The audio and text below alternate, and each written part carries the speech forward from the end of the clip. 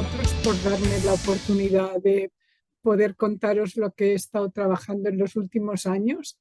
Antonio y yo empezamos a trabajar intensamente en los temas de ética, yo diría que en el 2010, y desde entonces escribimos ese libro y hemos hecho un estudio sobre los comités de ética en investigación en América Latina. Hicimos entrevistas en 8 países con miembros de comités de ética, algunos institucionales, pero otros independientes y otros también regionales. Y es un poco lo que os quería explicar hoy. Te agradezco mucho los comentarios sobre salud y fármacos porque realmente le dedicamos muchísimo tiempo y es bueno saber que es útil para alguien. Sin más, voy a pasar a la presentación. Como no os conozco, a veces es difícil saber qué es lo que sabéis y qué es lo que no sabéis. Yo creo que las primeras diapositivas las voy a pasar muy rápido y me centraré más en los resultados del estudio y las recomendaciones. Todo esto son cosas que todavía no están escritas, pero lo estarán pronto. Ya vamos por esa vía de ahora empezar a dedicarnos a escribir artículos.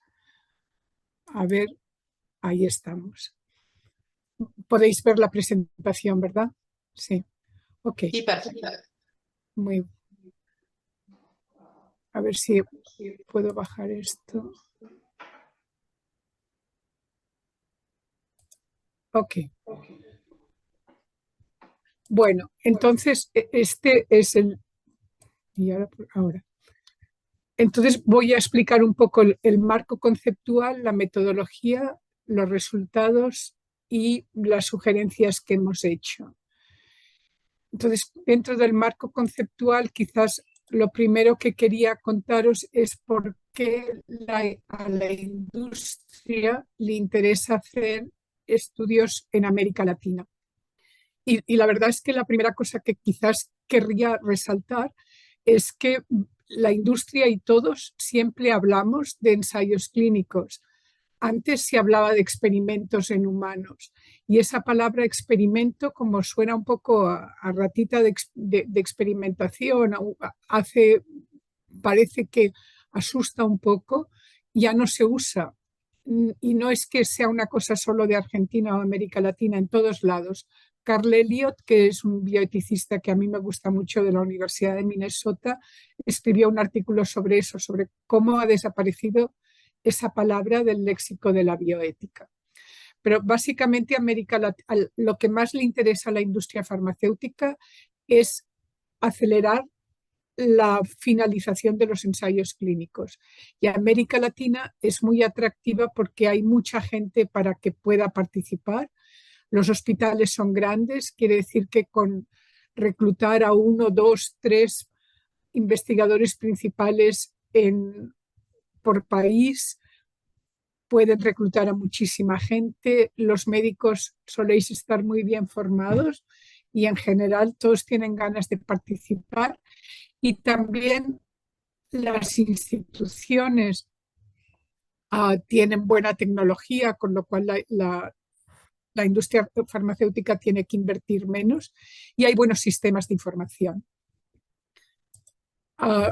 Por otra parte, también se reconoce y se presenta como una ventaja el hecho de que quizás el poner en práctica o el exigir el cumplimiento de los sistemas regulatorios es un poco más débil, la aprobación es más rápida y la posibilidad que tiene la industria de influir en el marco regulatorio es más elevada o era más elevada de lo que se esperaba en Europa o Estados Unidos. Yo diría que ahora esto ha cambiado y ya todos los países están muy cooptados por la industria.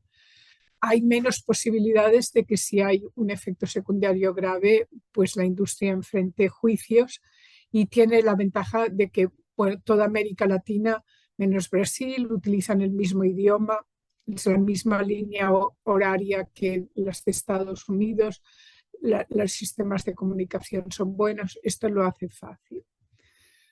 Lo que quizás es más interesante es ver por qué a América Latina le interesa hacer ensayos clínicos. Y entonces uno se encuentra con que vas a ver los planes de desarrollo económico de los países y a veces incluyen la investigación patrocinada por la industria como una estrategia para recibir fondos para el país, para renovar los hospitales, para básicamente estrategia de desarrollo económico. Hay países que en sus embajadas en Estados Unidos, y me imagino que también en Europa, pero lo que he visto directamente es en Estados Unidos y más concretamente en Miami, tienen gente en las oficinas que están encargadas de promover a su país para que hagan ensayos clínicos. En una reunión reciente de la CEPAL se habló de la importancia de hacer ensayos clínicos en América Latina o experimentos en humanos en América Latina y básicamente adoptar el sistema español.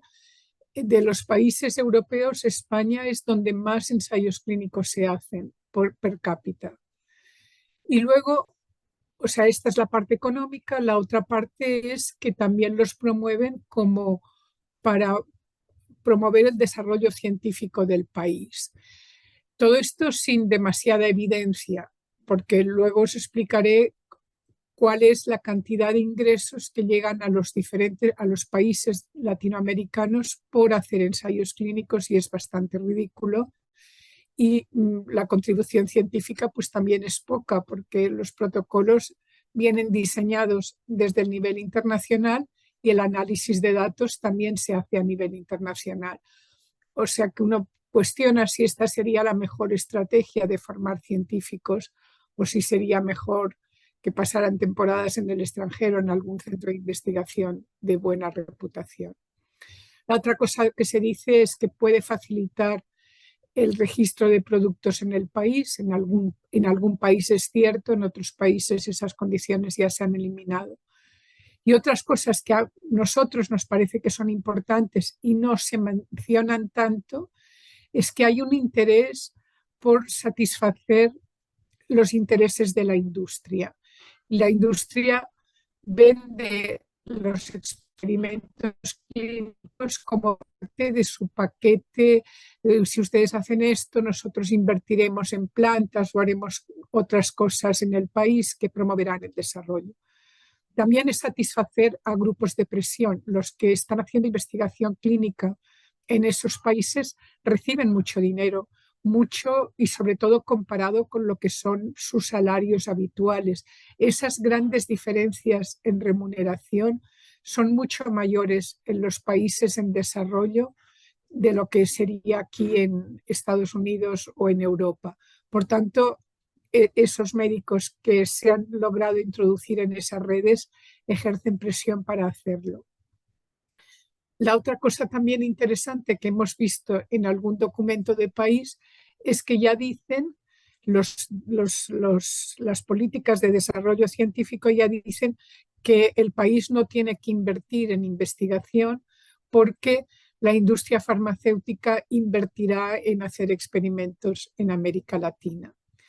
Y luego otra cosa que nos han comentado algunos médicos, y en concreto a mí me lo dijo una persona en Córdoba, que a ella le gustaba tener ensayos clínicos porque a veces era la única forma de ofrecer tratamiento a los pacientes que estaban en hospitales públicos y que no podían pagar. Es una triste realidad, pero creo que no solo ocurre en Córdoba, sino también en otros sitios. Y a los médicos a veces nos cuesta mucho decir que no tenemos más herramientas para tratar a alguien.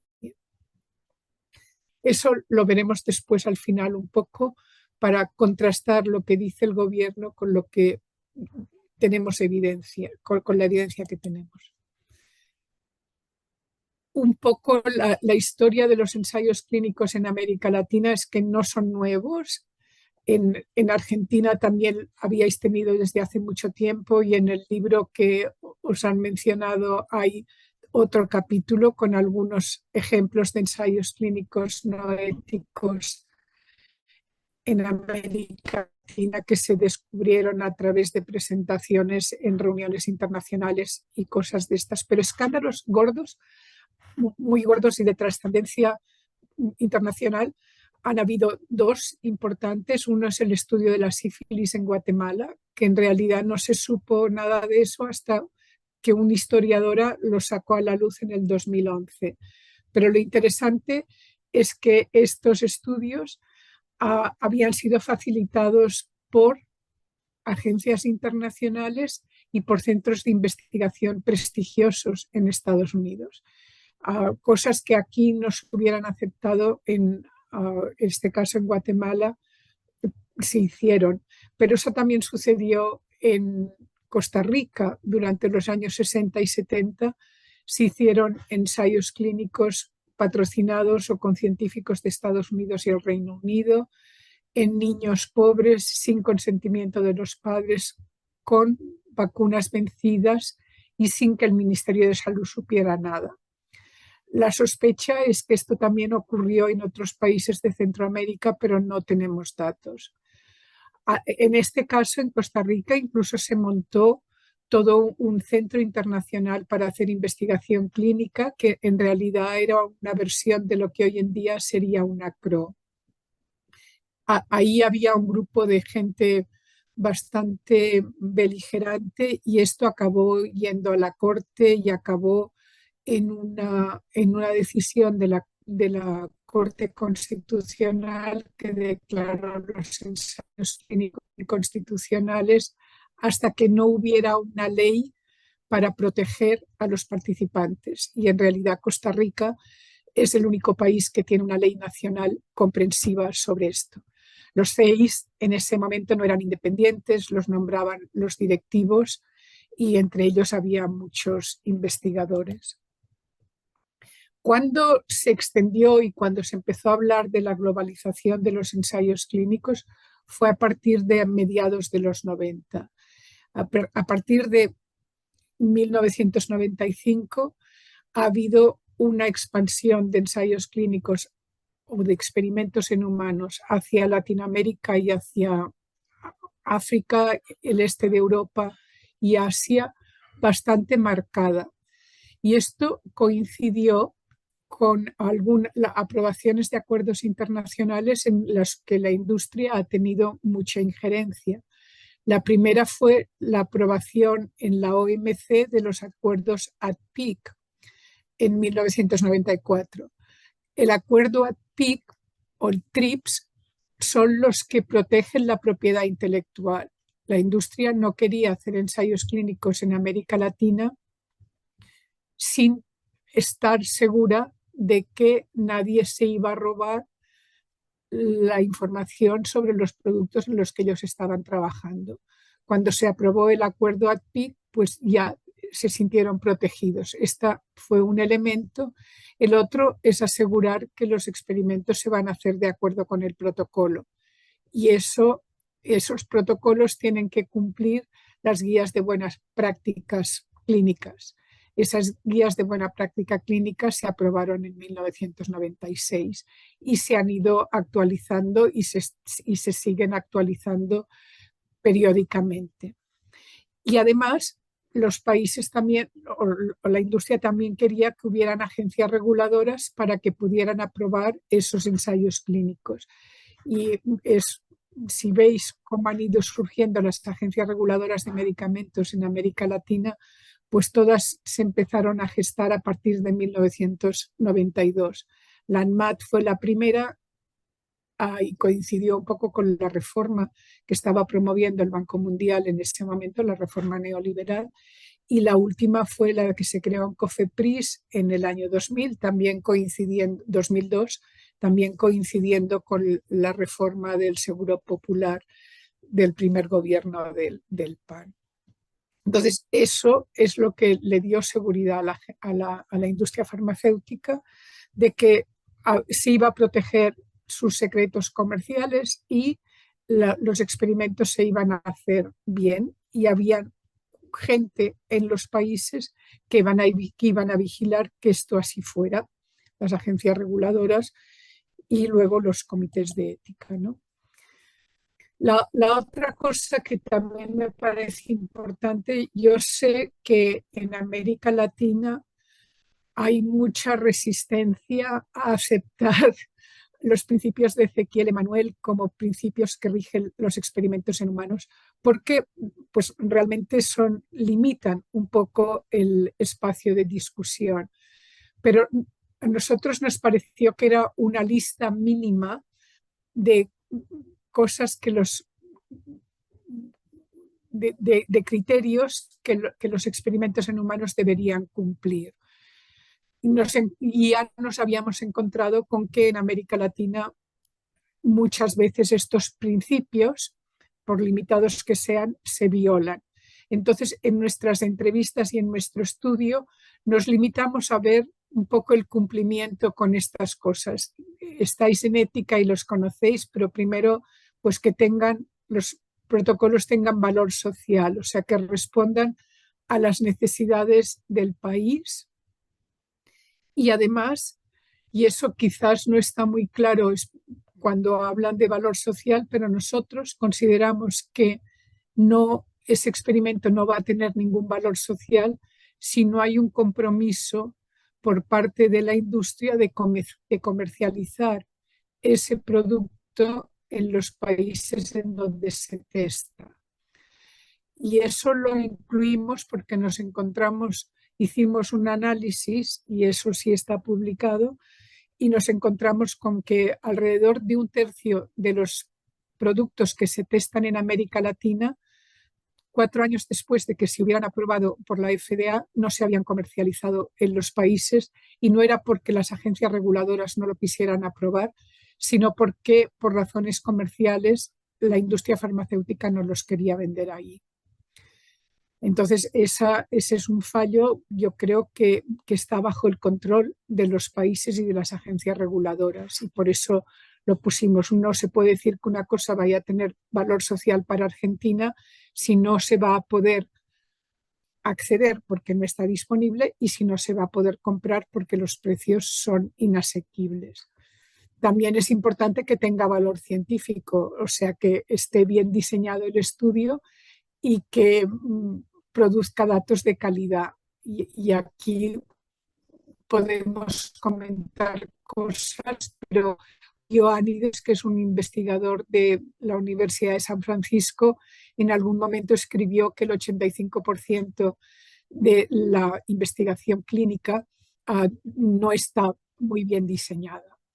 Y eso es un problema porque lo han aprobado comités de ética no solamente en América Latina, sino en Europa y en Estados Unidos. O sea, la capacidad científica de los comités para juzgar los diseños que hace la industria en general es limitada.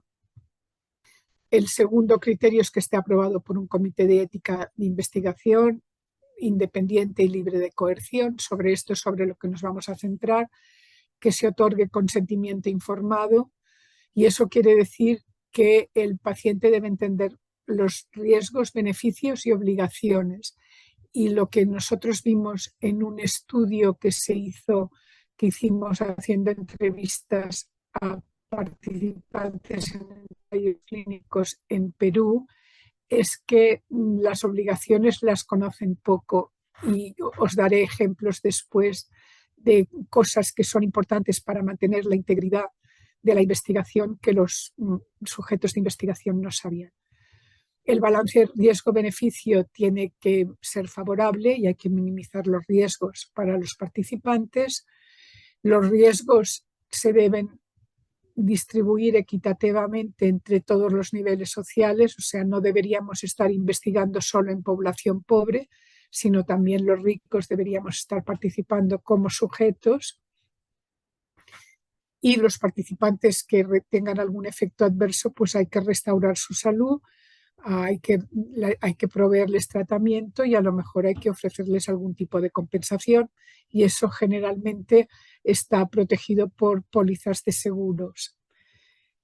Y el otro tema que es controversial, y también hablaremos, es el tener acceso post-ensayo al producto que se ha estado testando si es que ha beneficiado al sujeto de investigación, y ahí hay dudas de cómo se determina si el sujeto se ha beneficiado o no, cuánto tiempo tiene que pasar y un montón de cosas. Pero que sepáis que estos eran los principios que nosotros usábamos como base. Los comités de ética, bueno, no tengo que hablar mucho de esto, son los responsables de decir si desde el punto de vista ético una investigación debe seguir adelante o no. Una de las cosas que llama la atención, pero que se hace así en todos lados, es que todos los comités de ética revisan de todo. O sea, son súper equipos porque saben de información cualitativa, saben de análisis cuantitativo, de análisis cualitativo, de medicamentos, de diseños de investigación, de todas las áreas clínicas. O sea, la cantidad de información diferente que tienen que revisar es inmensa.